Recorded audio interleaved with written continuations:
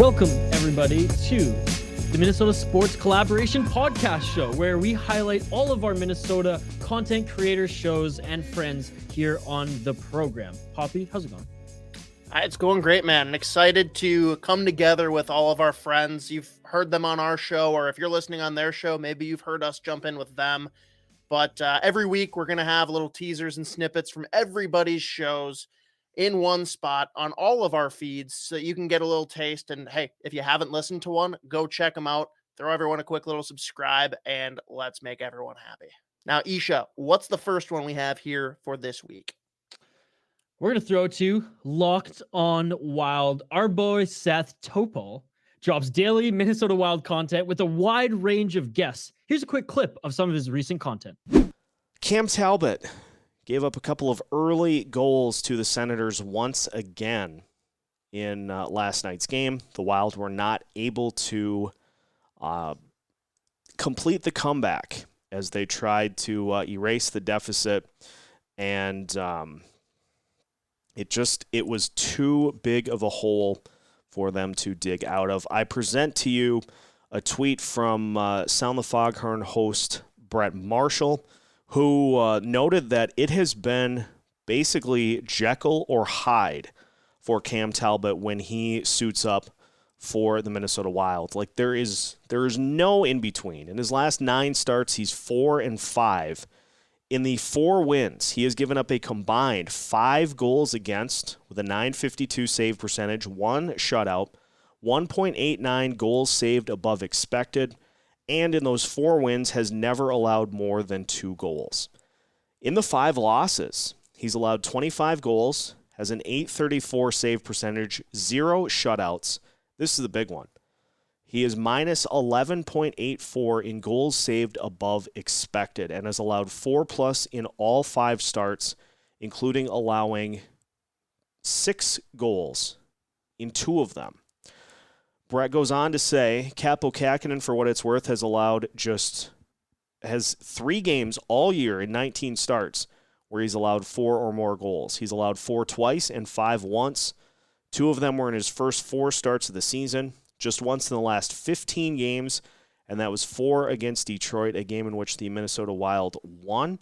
And that was a game in which the Minnesota Wilds fell behind early 2-0, which is going to completely counteract the point that I am trying to make here. But the point being, you've got your 2 goalies, Cam Talbot and Kaapo Kähkönen. There is a noticeable difference between the 2 of them, because with Talbot, you get either the high end, the highest end of starts, those 4 wins that we talked about with the 5 goals allowed. You either get that or you get the absolute bottom of the barrel. There is no in between. Kaapo Kähkönen has been kind of that middle area to up. And so his starts have been far more even and consistent, to where you're maybe not getting the 2 goals allowed or the 1 goal allowed every night. But he's not giving up 6 or 5 goals. He is giving the team an opportunity to win when he is out there. And just keying in on, again, some of Kaapo's most recent starts. Brett mentioned that start against the Detroit Red Wings where he gave up 4 goals. I mean, just look at the most recent games for Kaapo. He started the first game of the second half, in which the Wild lost 2-0. Gave up 1 goal, and then the Wild gave up an empty netter after that. So Kaapo kept the team in it. Just for whatever reason, they could not solve Connor Hellebuck that night. His most recent start after that included the game against the Detroit Red Wings that we referenced, where he gave up 4 goals. But again, that was a game in which the Wild fell behind 2-0 early, and they just hit the afterburners and scored a ton of goals, and so Kakkonen got the win there. And then against Edmonton, the Wild score early, end up getting the win, 7-3 in that one, and Kakkonen gives up 3 goals. But like, look at what Kakkonen did in January. He went 6-0-1, had a 2.33 goals allowed average, and a .934 save percentage. He played the New York Islanders, who were playing better at the time. He played the Montreal Canadiens, who were not great, and actually came in relief in that game. He played the Blackhawks twice and won. He helped the Wilds get it to overtime against the Avalanche. He beat the Ducks. He beat the Capitals in a shootout. And he beat the Boston Bruins on the road.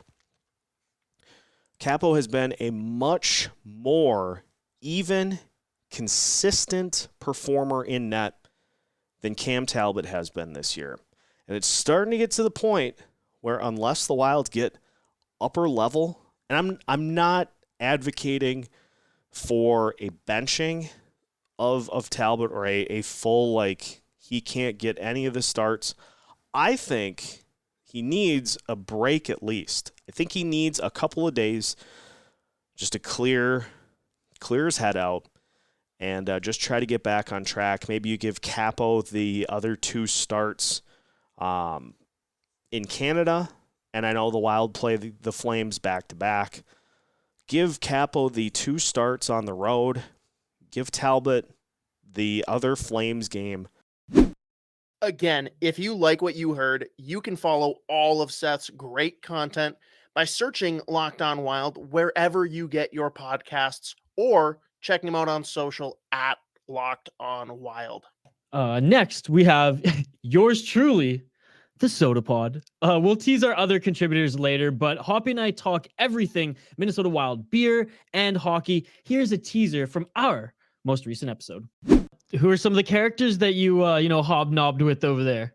Yeah. We got to meet up with Just Dishin'. If you're not familiar with them, go check them out. But they're making like the skate skins and the Nike Air Force skates and stuff. And they were dapping up Austin Matthews and stuff. But big thanks as well to our sponsor Endorphin for putting us in the Aria, very nice hotel. So we got to rub shoulders with Matthews, McDavid, Kaprizov, all those guys in the hotel in Vegas. So that was we're very fortunate to have a sponsor like that to put us up there. And it was a good time. But other than that, we got to I was playing bags with Paul Bissonette, as you know him, and we did a bunch of contact with Barstool. So it was a fun weekend and beautiful weather as well. So. What was your score? Like, what were your stats? You roof any? I think I had 6 goals on the weekend, probably around 5 assists. And holy shit! But, look at you. It was fun. We were drinking all day the first day of games, and second day it wasn't the same story. But all in all, it was fun. I mean, there's people from our teams, I should say, from all over the country. We got to go against a team from Minnesota our first game, so that was fun. And it was just a good experience. And I think my only complaint, it all could have been set up a little bit better, but just the pavement that we were rollerblading on was not even all the way through. So when you're drinking and rollerblading and trying to follow the puck, it's not ideal. No. You're bougie, man. Wow. No, that's amazing. Hoppy, what do you got for James here? I mean, I just want to know what it's like to actually sit there and drink and play bags with Bissonette. Like, is he always on, or does he chill out at all? He was always on. I don't know how he does it, but I mean, he goes straight from TNT. He's the same character in person. And great guy, but I mean, I housed the guy in bags. I went back to back, just dropped him in the hole there. And, the last one the second one, I dropped it two in a row, and he pushed me. And he's like, all right, you got me here. And then he fountained a beer to me in the Barstool video. I've yet to get that video, but we got it from our phone video. But I can't wait to see that one on Barstool. And being out in Vegas, what was the biggest win or loss that anyone hit outside of the rink? Like, did anyone blow any big money in the casinos? I mean, we went up. I think we were with Endorphin CEO Mike there, and he went up on the tables, and our camera guy Miles was throwing money. I remember giving him a couple blue bills. I was like, all right, just go after it, because it's late on the first night. We're registered. We're tired. We just got back from Notre Dame and hit a flight straight to Vegas a couple days later. We're tired, but here are the Spittin' Chicklets boys at the craps table and blackjack.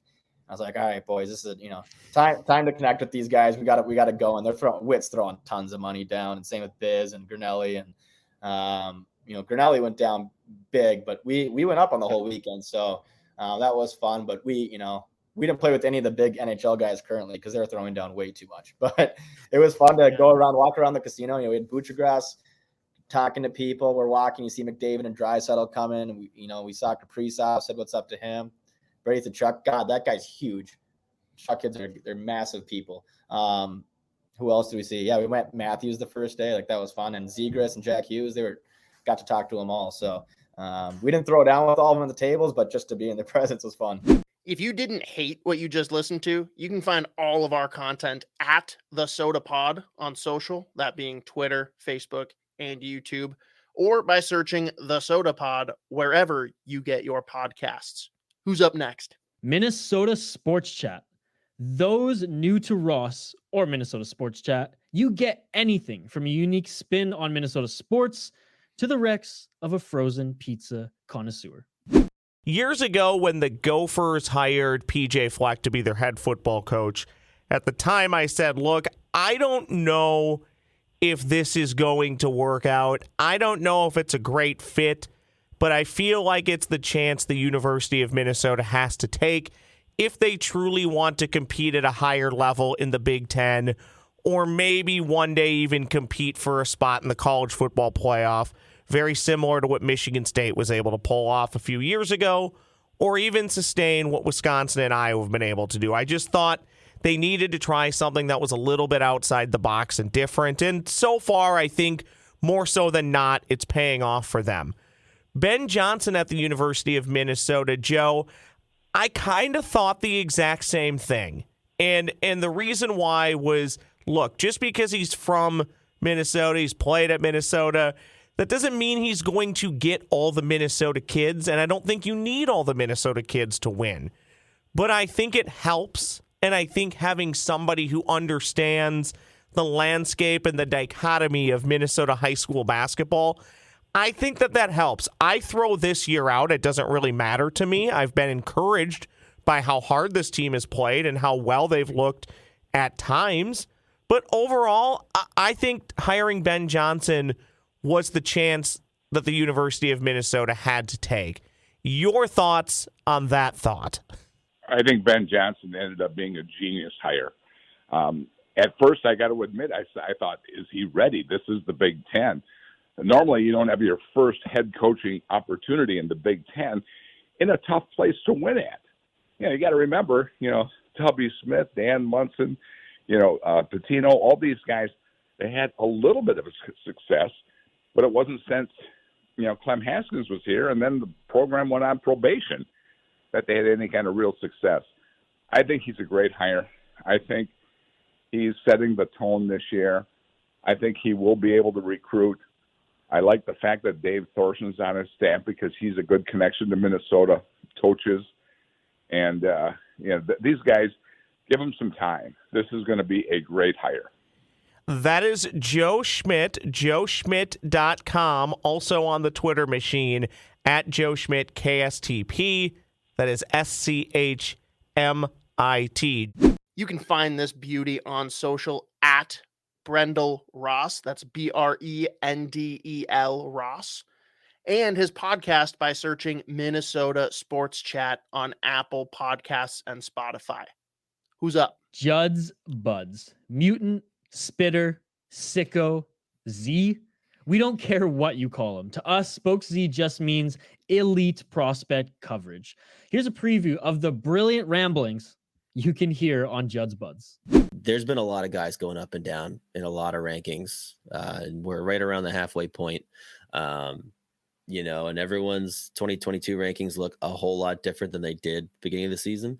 But this one's always fun to go see. Obviously, it doesn't have the guys in Europe or whatever, or college or, USHL or anything like that. But it's always a fun game to watch. A lot of talent on display, obviously. And a lot of times guys are really putting forth their best effort and trying to stand out. So that should be a lot of fun. Moving on again, let's just talk Iowa real quick. They had a brutal weekend. They got the shit kicked out of them twice. They dropped a 5-3 decision on a 19th. What was that, Friday? No, Saturday? I don't know. Saturday. Rossi got 14 penalty minutes with he had a brutal weekend. Well, not brutal. He just a rough one for him. No points. The first game, I think there was 9.5 minutes left. He gets called for a 50-50 penalty. They said he was closing his hand on the puck, loses his mind on the officials, and gets a 10-minute misconduct for abuse of officials. I think that's like the 15th one Iowa's taken this season. They got to stop fucking yelling at refs. I don't know what's going on, but they just can't stop taking these fucking game misconducts for abuse of officials. I mean, I do think that like Cramarosa has 6 of them, but this is the first one for Rossi. Obviously not a good look, especially at that point in the game, in a game that you're in, by the way. But it happens. But yeah, tough one for him. Chafee, again, is just staying hot. Goal, assist, 4 shots. Beckman had a goal that game as well. Shaw was really good. He had 2 apples. McIntyre loses the game, but he made 35 saves on 37 shots.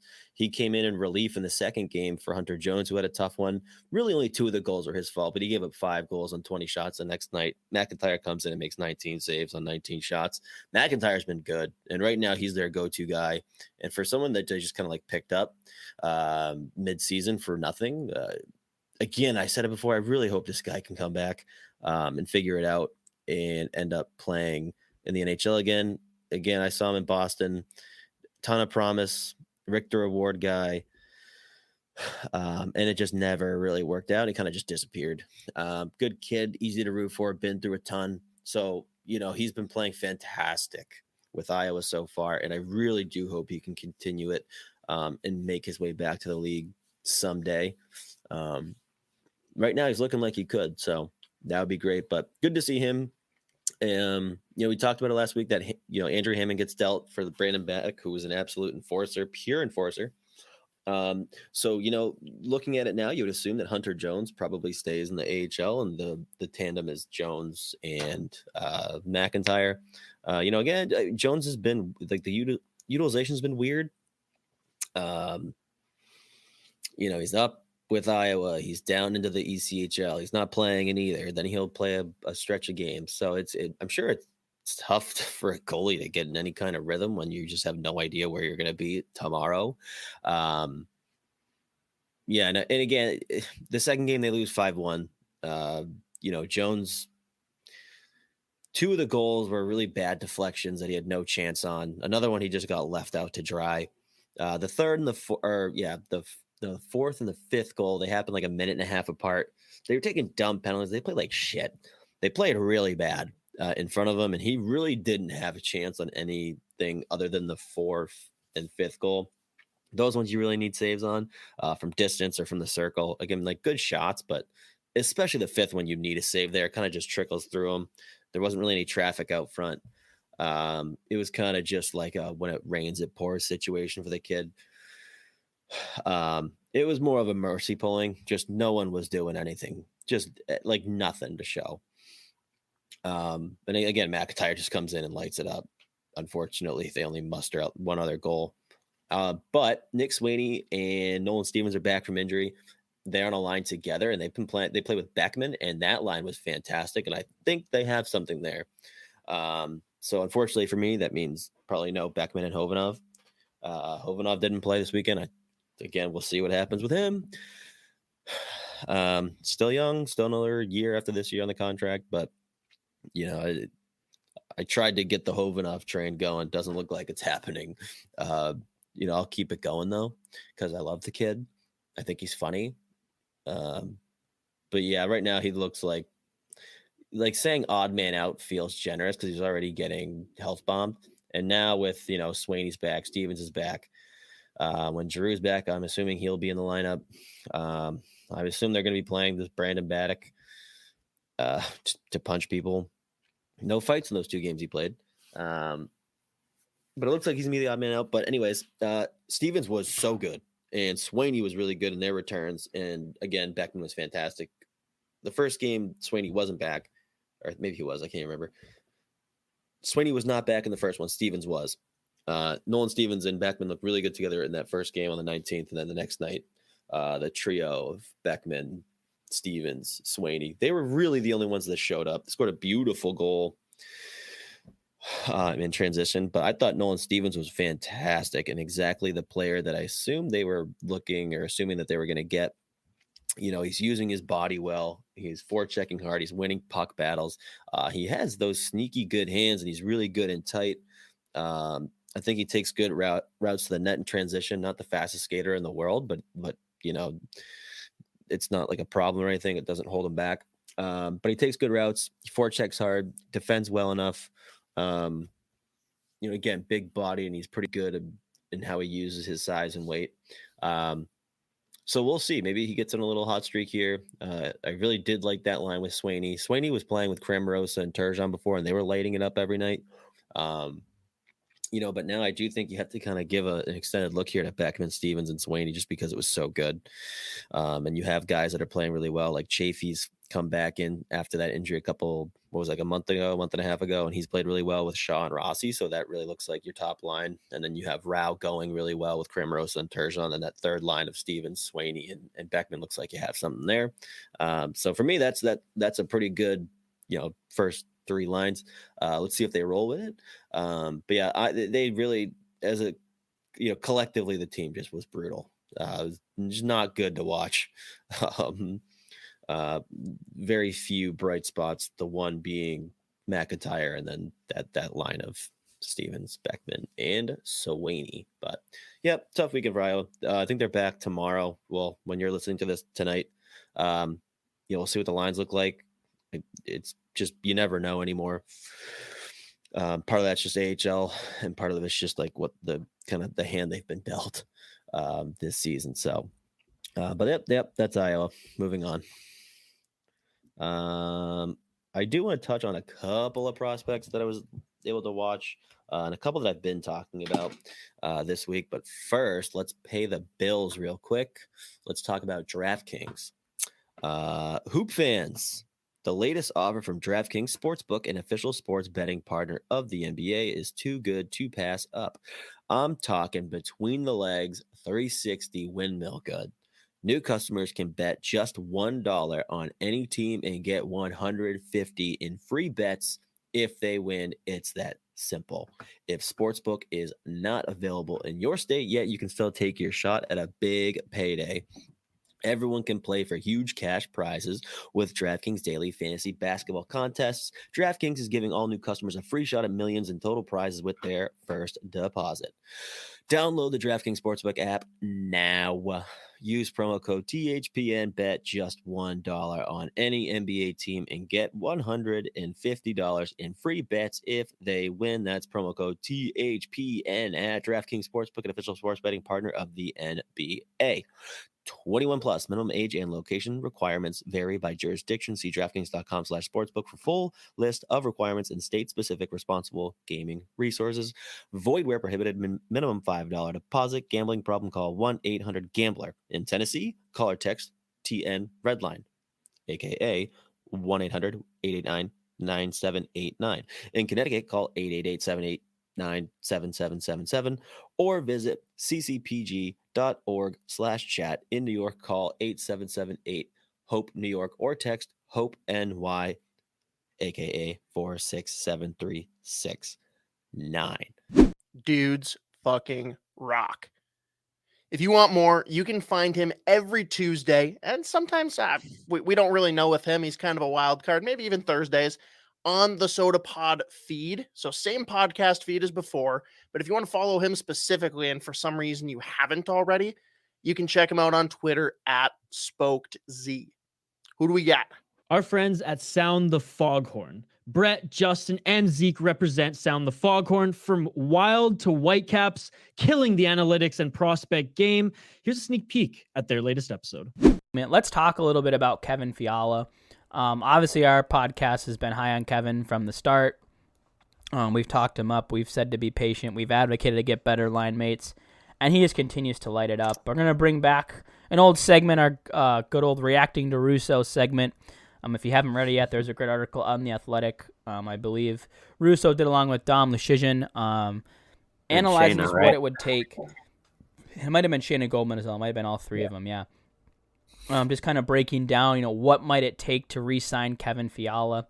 And I don't really want to dive into that per se, just because there's so much speculation and, okay, if this happens and this has to happen, and we'll get into that. That's off-season chatter because that's when all this would happen. But I just want to kind of get your guys' opinion on, what do you think they should do with Fiala, and just do you think what he's done basically since Boldy has arrived is sustainable? Do you think it's one of those Bender hot streaks where, eventually he cools off? Is it somewhere in between? Where do you see this kind of projecting it out long term? I mean, personally, I think every player cools off, but I think we legitimately have a first line, second line, Zuccarello, like Kaprizov. That's our version of Zuccarello, Kaprizov on the second line. I don't think it's by any mistake that those two have chemistry. And I mean, sorry, that's my table falling on me almost. But Kevin will tell you that he, just one snippet I remember is he didn't have great line mates, and this is what we've been preaching all along. Get him some line mates, and he'll do things like this. Yeah, he struggled out the gate to score 3 goals in his first 25 games, but I mean, since Boldy's came, what is it, 21 points in 17 games since Boldy's been recalled. I mean, 12 game point streak in that period, 10 of them were when Boldy were back. And I mean, for starting off with 3 goals first 25 games per Tony on 10K ranks, he's on pace for 29 goals. I mean, I think he's one of those players that you can't replace. I don't think there's very many players that we have in our system right now or via free agents or anything that can replace what Kevin does. Yeah, it's tough because, I mean, like you said, Justin, I think it really helps a team to have, 2 legitimate scoring lines. And I think most of the, actually legitimate contenders will have that because, I mean, as we saw against Vegas last year when they focused on the Kaprizov line and shut them down, I mean, the Wild still competed, but at that point it's, shut those down as one guys and you probably have a good chance to win. Whereas, now if each of the teams try that either line, that'll leave, either Fiala or Boldy, Zuccarello, et cetera, open to do what they can do. And I mean, obviously it's kind of tough. I agree with you guys. I don't want to see him go. I would like to see him be re-signed. I mean, obviously, as Brett said, there's a lot of complicated issues with money, and obviously that'll be the determining factor because, it's really, you don't really know exactly what he's going to be asking for, length of deal, et cetera. But I do think he's not really the kind of guy you can replace. And I mean, you got guys like, Adam Beck in the system or whatever, but I mean, he's still pretty young, and even any guy in the system you have, bet the chances that they turn into a player like Kevin Fiala, regardless of how good they are, is not very great. And I think with their dead cap that's coming up, and they're going to need to shed some players, I think it would make it a lot easier to contend and actually have a chance at winning if he was still on the team. But it still just seems that, obviously, like Brett mentioned with the chemistry with Boldy, maybe that starts to change their mind and they try to make it work. But it just has seemed like for a while that, we've had with Kevin Fiala, we've had this debate too about, okay, do you keep him or Matt Dumba? And from the tone of the end of Russo's article and just history, it seems like maybe that Bill Guerin might be taking in his mind to have the thought of, okay, he's been great and I could keep him, but that also means I could get more for him if I were to trade him. So, but obviously, no, in short, I don't want to see him go. I think he's vital. I mean, he's still only 25, 26, so I think he's pretty vital to the next 3-4 years of this team's chances of continuing to be a year in, year out contender. Yeah. For me, if you plan on getting Matt Boldy here long term, then you need to extend Kevin Fiala alongside with him. My opinion can change if the chemistry all of a sudden vanishes, but I think you just watch the way, much like Kaprizov and Zuccarello seem to think the game the same way, those two do the same thing. And it's in a much different way. I think it's more, those two are going to, Kaprizov and Zuccarello are looking to make the prettiest play possible and make as many passes as they can and tap in, where I think Matt Boldy and Kevin Fiala we're going to tack the hell out of you off the rush. We're going to make one pass, and we're going to undress your whole team. One of us is going to draw 2 of your defensemen over. I'm going to hit the other guy, and he's going to go in and score. If you like what you heard, feel free to head on over to Sound the Foghorn. Any podcast platform that you have, we should be there. Look for the Minnesota Wild colors and the iconic Foghorn logo. If we're not on your favorite podcast platform, feel free to let us know on Twitter or Instagram at Sound the Foghorn, all one word. Thanks for listening and enjoy. If you don't already, follow them on social at Sound the Foghorn and plug that into your favorite podcast platform as well. Who do we got next? Wild Takes. On the MN Wild leg of 10K Takes, Dev and Zooch talk hockey and nonsense, bringing you their wild takes every week. Here's some of their latest work. So you guys had mentioned Koivu as favorite guy. We love the captain. Always love the captain. Of course. Is he the Minnesota Wild leader in PIMS? Zooch, this is to you first. Is Mikko Koivu your Wild leader in penalty minutes? Dude, oh my God. He played for so long for us, and it's not like he was he took penalties. Like, it's not like he was the cleanest. Oh my God, man. I hate you, Dev. This is a tough stretch here. I'm going to say fiction. I got to believe there's someone that has more. I don't know who, but someone. All right, Jesse. I'm going to say fact, just again, for longevity purposes, right? Like maybe Wes Wall. For some reason, Wes Walls keeps popping into my head too, but no, I'll say fact, especially since he's affection. But he was here forever. Why? How could he not? Right. That's the only reason I was even remotely thinking about it. Mikko. You're saying fact, and Zooch, you're saying fiction? Yeah. Zooch is right. He is second all time with 592 PIMs. Is it Wes first? Wes is not. Wes is in the top 10, though. Okay. He is, let's see. I thought he was going to say top 5. He went top, in the top 10, though. Wes and Kyle Brodziak are tied for 11th, actually. So he's not top 10. God. Sorry, who is it then? It's Matt Johnson, who was with the team from 2001 to 2004. And he has the most penalty minutes? By a lot. Who the hell is Matt Johnson? I don't even know who he is. Yeah, I would have never. Yeah, I thought you were going to say Matt Cook, and I was like, dude, he was here for a year. How does that work? Matt Johnson, in 4 seasons and 227 games, amassed 698 penalty minutes. That is a liability on the ice. Yeah, like I wouldn't want him to play ever. It's incredible. He was here for the run. When we're done with this, I'm just gonna Google Matt Johnson and find out everything I can. Are you ready for I the need him best on the part? podcast now. We need to talk. You ready for the best part? Yeah, right. Come He's on, man. doing this on an average 7 minutes and 13 seconds on ice. You're shitting me. How? How is he in the box that much? Right. He literally just goes out there, fights, and then I don't skates right to the box. Right. That's what he does. I have no idea, but it killed me when I found that out. Oh man. That's hilarious. Yeah, I Ridiculous. do not remember him. What the hell? I do not remember him. Kudos to you, Matt Johnson. I hope you're listening to this. Please come on the podcast. Yeah. Because that's honestly impressive. It's truly unbelievable, and I love it so much. My final one. This is I believe it's 3-1 Jesse. So either way you lose, but that's fine. Let's just have a little fun. No. Well, yeah. I got on the scoreboard though. That's good. You did. You did get on the scoreboard with that last one there. So Jesse is either going to win a nail biter or a convincing blowout. Rem Pitlick is the leading shooting percentage among all Wild players to score more than 1 goal for Minnesota. True or false? Jesse, this one's to you. It's to me first? Yep. Fact.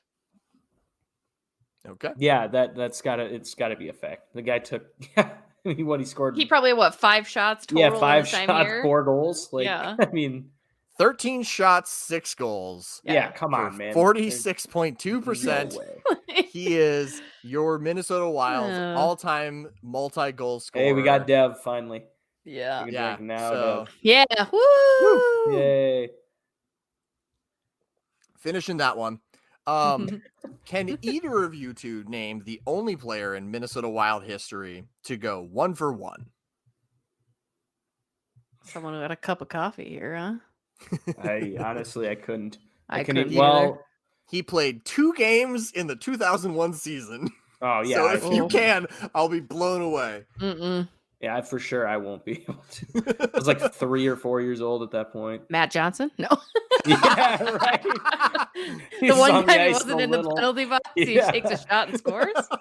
Empty net. Yeah. He's on his way out of the penalty box. Yeah. It's Kai Nurminen, who I do not remember at all. He played 2 games in 2001, and his final stats are 1 shot, 1 goal, 1 point, -1, 2 PIMs, and his goal was 5-on-5. And he did that on 15:34 average time on ice. You're all probably already following 10K Takes at 10K_takes if you're not. But go follow their hockey dedicated feed at Wild Takes 10K. And of course, search Wild Takes wherever you get your podcasts. MNCAA, hosted by Nick Maxon, you get your weekly dose of Minnesota's college puck. Here's a look at what you can expect for all 6 Division I programs. And as always, welcoming in Ryan Steed to talk St. Thomas hockey. Ryan, good to see you back. Yeah, great to be here. I always look forward to this. It's kind of like the highlight of my week in a weird way. That is weird because if you actually knew me in real life, it would not be a highlight. But St. Thomas, again, back in action this weekend and kind of disappointing a little bit last weekend. I know we kind of maybe thought that this would be potentially a weekend against Alaska, that maybe they would, maybe some things that they started to build to kind of culminate and maybe push Alaska, maybe even get a win or two, and didn't quite go the way we thought. That was Rico kind of was a way to, he bluntly said, we did not play our best hockey, which I thought was kind of sugarcoating it maybe a little bit, because I don't think I've seen them fall behind that quickly than I did on Friday night. I mean, I had literally just started watching the game and I tweet out, oh, already down 1-0. A minute later, oh, it's 2-0. Oh, it's 3-0. It's just, he said we were not ready to play, and that was pretty evident because they lost 6-1. It was just a complete disaster. And then you go to Saturday, which was started off better. They were up 1-0 after the first, and then they gave up 5 unanswered goals and then had to play from behind, and they tried to fight back. But, you tried to score, rally from 4 goals down when you're already struggling that weekend. It just didn't happen. It was the weirdest thing too, because like you said, we were thinking they might get a win or at least some momentum going in the last 2 weeks, and nothing came out of it. It was just a bizarre, strange weekend. And as you mentioned with Rico, and mind you, for those who don't know Rico as well as you and I do, Rico is a pretty straightforward shooter, honestly. And, for lack of, putting the record aside, I think for those who followed this team this year, understand that it's been a year of growth, and there really actually was some exciting things happening with the squad these last few weeks. And it kind of hit a wall this weekend. And it's for the one time that Rico, that you and I have talked to, has really said, yeah, no, this wasn't our best hockey. And, it kind of makes you think, oh, crap, this is, and every team has tough weekends, but this one especially tough to take here for St. Thomas. Yeah, it was a weekend I was not expecting. I knew it was going to be a little shaky because you are making that long trip to Alaska, and that can have an effect on any team. You see good teams all the time, sometimes nationally ranked teams who will go out there and just kind of trip over themselves in one of the games, either Friday or Saturday night, and they might come out with 2 wins, but they don't particularly look good doing it. And I thought maybe something good would happen, and it really didn't. It was just it's one of those series that you just want to completely put behind you and pretend it didn't happen. And I think that's what the Tommies are going to try to do this weekend.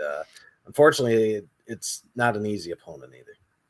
No, and you talk about the road trip to Alaska. You do bring up, I think, a good point, right? Because this has been the longest road trip for St. Thomas so far in Division One.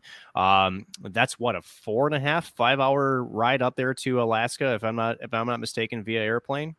It's hard to say really because it depends on the route you take. I mean, does Minneapolis fly straight? I don't know. I believe they do. Yeah, I think they do. They go I straight to think, Fairbanks. Okay, I think so.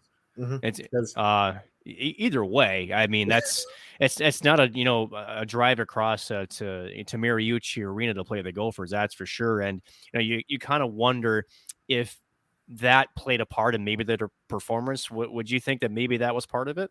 Yeah, well, Rico's not the kind of guy who likes to make excuses. But you have to think that if they were so not ready to play on Friday, it makes me wonder if it at least had some bit of effect on them because I mean, I've seen St. Thomas lose before, but I haven't seen them look that bad from the start, with the exception of the St. Cloud State game at the very, very start of the season.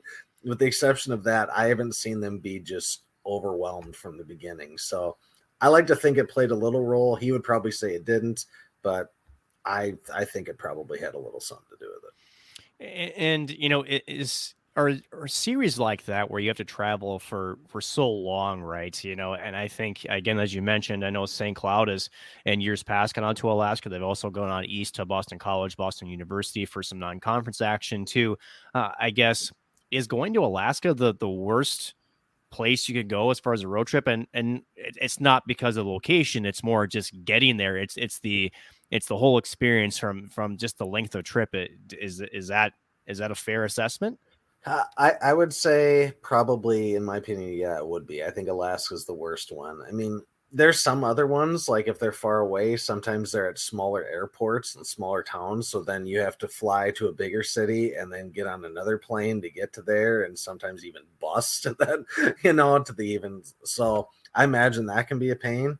But, a lot of that's just one time zone. You're going from like Central to Eastern time zone, or maybe even Eastern to Mountain time zone. Whereas you're going from Minnesota to Alaska, you're 3 time zones behind you.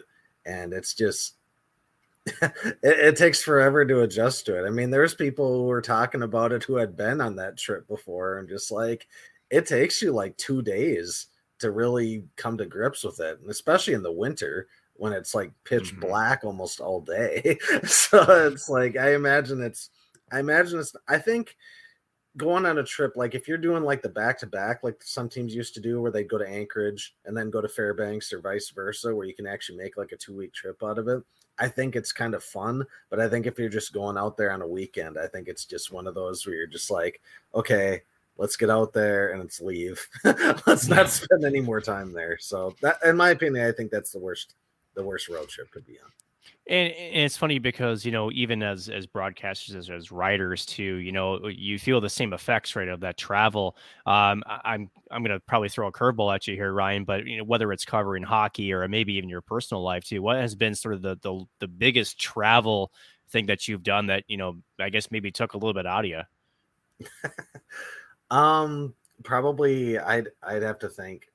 I've been lucky in the fact that I have not had to have a lot of jet lag or any like sheer exhaustion from travel compared to some other people I know in the industry.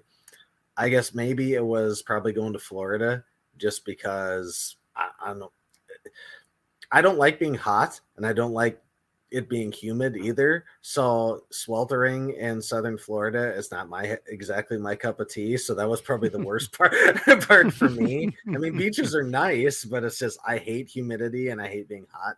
So that was probably the worst part. But thankfully it was just a time zone switch and it really wasn't that big deal. But I know other people in the industry have traveled. They've gone to Maine and they've gone to Arizona State and they've gone to Alaska and stuff like that. So they probably have more grueling stuff than I did, but that's my take. I really haven't got to deal with that kind of intense stuff. Do you got any of them to you? I've got one for you. Yeah, and this isn't work. This was a personal thing. So I had a buddy that was in the Navy, and he was stationed in San Diego on Coronado Island.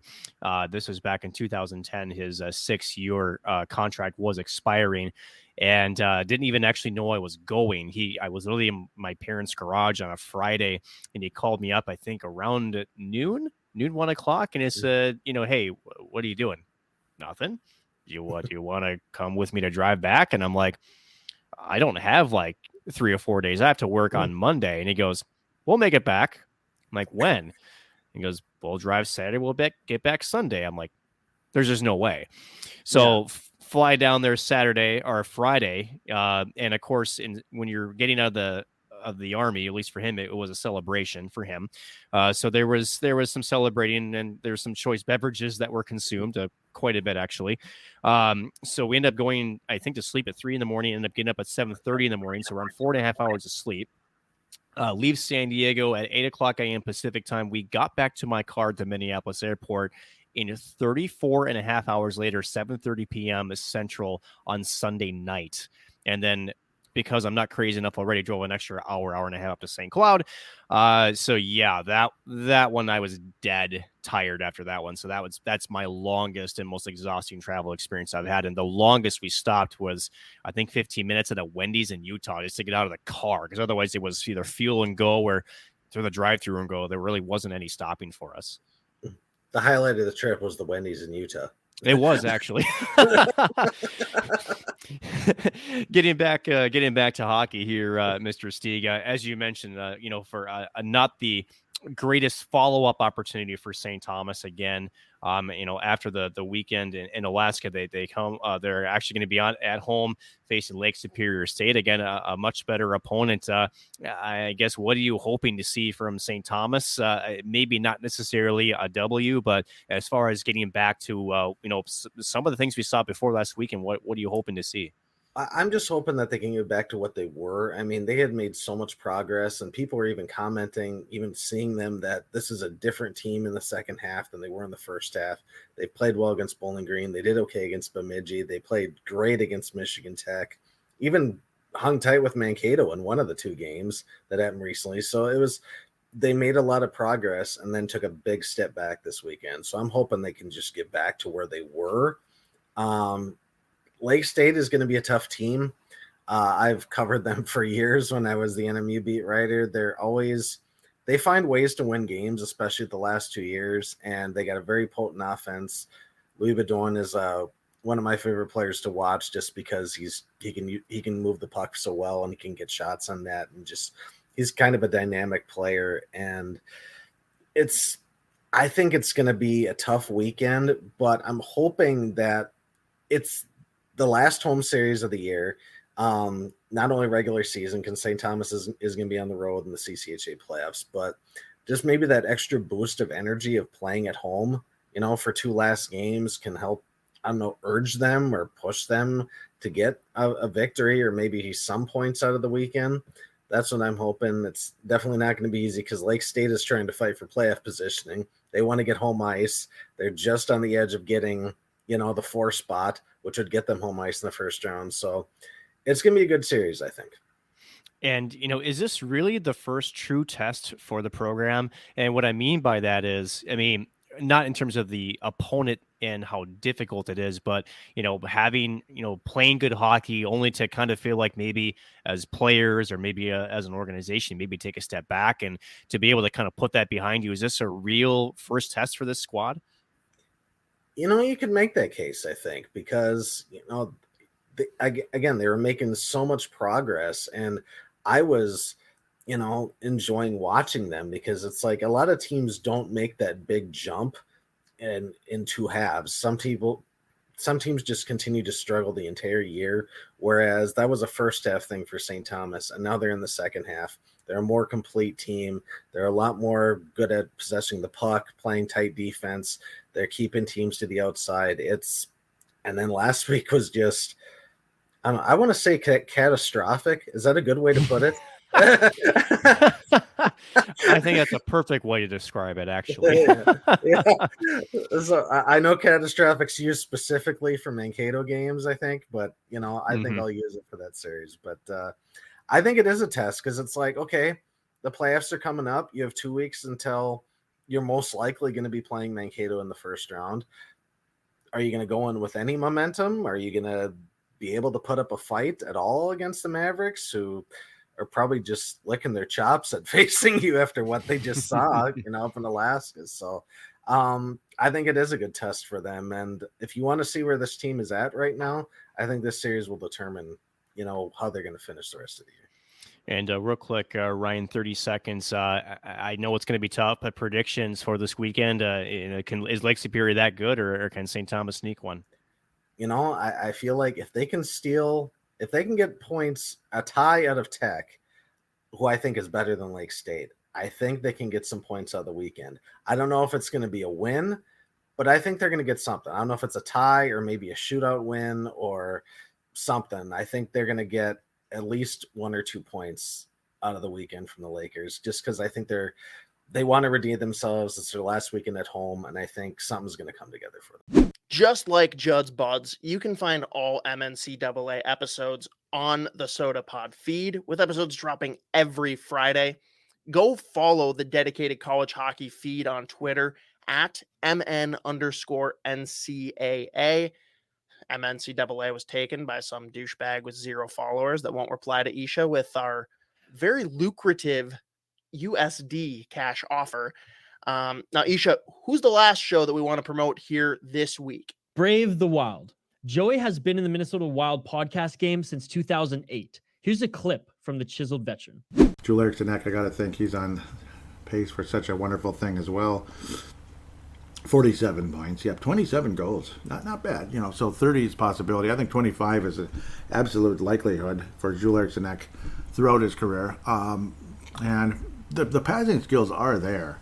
They're there in the position of center. You're going to get some assists by default in a lot of ways. But again, even though the center position is quite different than it used to be, as Bill Guerin reminds us about that on a frequent basis, and understandably so. And that's good that he knows that type of thing, that he's focused on that. A lot of us might still be thinking the center is kind of like the playmaker.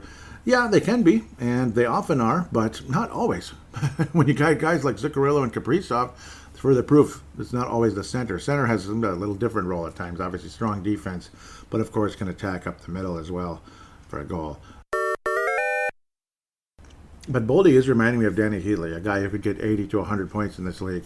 With his reach, his release on the puck. He'll kind of lull you to sleep a little bit, but his release on that puck, on his shot, is unbelievable. He reminds me of Danny Heatley.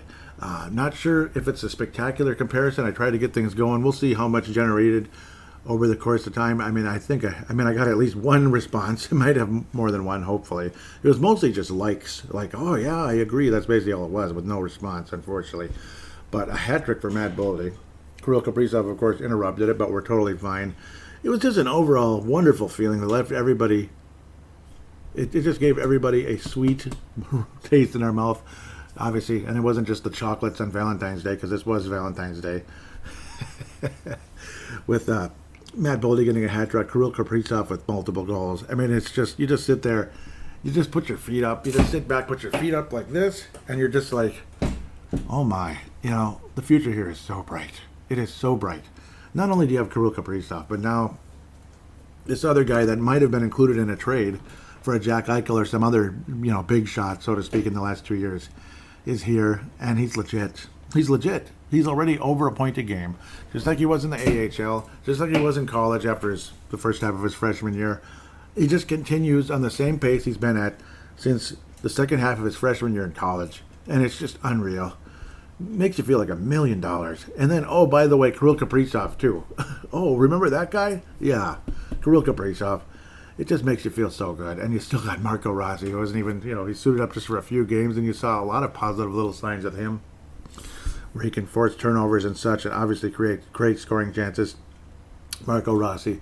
It just feels so good. And you have all these wonderful defensemen in the grapevine who unfortunately might be used as trade chips, because it's getting to a point you're going to have to at some point, because of the fact is you have long commitments to the Brodins and the Spurgeons of the world. Dumbo we haven't officially committed to yet again. We did a couple of years back. Now it's time to again, or make a trade to free up cap space, to keep Kevin Fiala. After the way he's been playing with Matt Boldy, I think you want to do that. And then the Winnipeg game made you think, oh, maybe not. But no, I'm just kidding. Everybody's going to have bad games. But, I mean, the chemistry with Boldy and Fiala is a beautiful thing. It's funny how Fiala only wound up with 1 assist in the game. No goals, of course. Boldy with 4 points. Absolutely sick. Jiminy Christmas. He just felt so damn good.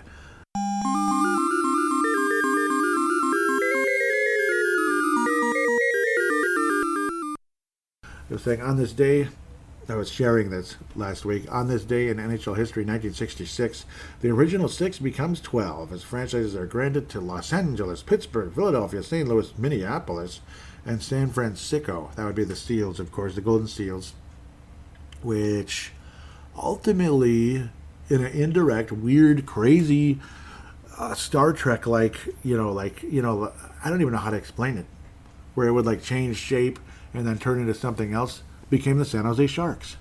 And how did they do it? They did it by the Golden Seals when they moved to Cleveland, and the Cleveland Barons merged with the Minnesota North Stars in the late 70s, and the Minnesota North Stars had a big part of their team kind of what do they call that? I don't even know what the scientific term is now. I don't know if it's metamorphosis or what the heck it is. But a big piece comes out, a big drop of water, basically, and goes to San Jose to help form the Sharks. So go figure, somehow, some way, the Golden Seals always were the San Jose Sharks, and the San Jose Sharks always have been the Golden Seals. Isn't that cool? Yeah, I thought you'd like that. Get your questions in every week by following @BraveTheWild, and listen by searching Brave the Wild Minnesota Wild podcast. All right. Thanks to everybody tuning in on Google, Spotify, Apple Podcasts. I mean, wherever you get your podcasts from, the best thing you can do for us or any of the content that you heard in this podcast episode, you can go on iTunes and Apple Podcasts, give us and give them 5 stars and a kind review. It goes such a long way. You're already supporting us by listening to this episode, so you might as well go and review us as well. If you're jonesing for more hockey content, go listen through our website, thehockeypodcastnetwork.com. And on your app, please download the episode before you listen, as it just helps all of our business. You can follow myself at VI Sports Talk. You can follow Hoppy at State of Hoppy. And of course, you can find the Sota Pod on all platforms at the Sota Pod. Signing off, I'm Misha Dromi alongside the State of Hoppy. This has been the Sota Pod, presented by the Hockey Podcast Network. We good, buddy? We good. Don't fear, just drink some beer and stay wild.